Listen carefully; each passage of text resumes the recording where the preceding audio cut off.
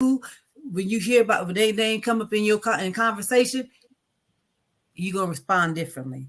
Absolutely. But it may not be today, but as you go. So As you I need go. you to know that. You may not feel differently in the moment, but as you go. As you go. God is As faithful. God is faithful to his word. So if mm. so you will see it. So there you will see a difference. Amen. Amen.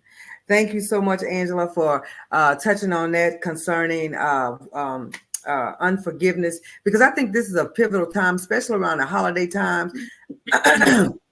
Because I think I haven't had this experience in many, many years, but I know I'm not the only one. I'm just the one that ain't afraid to admit that, we back in the day, we had a little wacky family, and probably still is. I don't know. We just ain't had the experience. Like maybe we were matured, maybe we didn't. But I know if you have not dealt with your unforgiveness, all it need is and then of course I'm delivered. I don't drink anymore. But I can't say that drinking made me bold, because I always thought I was bold.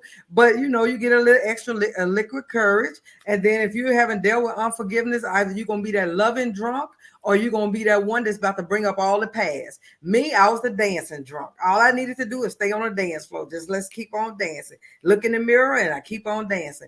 But I have found too often, not just in my family, but in other situations, if that unforgiveness have not been dealt with, all it takes is somebody to go down memory lane, and the whole family at the Thanksgiving table is in a whole uproar, because either they trying to calm down the one that's in an uproar, or everybody just going at everybody. No, you said it, blah blah blah.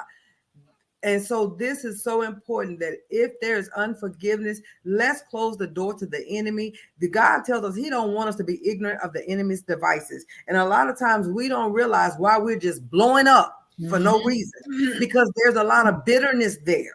There's a lot of anger and unresolved hurt is there.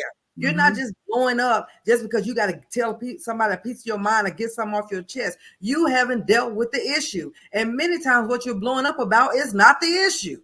Not the issue. But that's okay. Angela already gave you a brief on that. So now our next subject that we talked about in breaking negative cycles was and is rejection. Rejection is one that I find that people kind of come to us in a cloak of night, almost like Nicodemus in the dark, and that's okay. We don't get a whole bunch of hand raisins when we talk about rejection, because who wanna admit that you're being hurt or bound by the rejection? Because the shallow part of rejection, too often people think it is, I don't care what they think. I don't care what they think about me. I don't need them. That's the shallow end. In fact, that is rejection speaking loud and proud, because now you're trying to preserve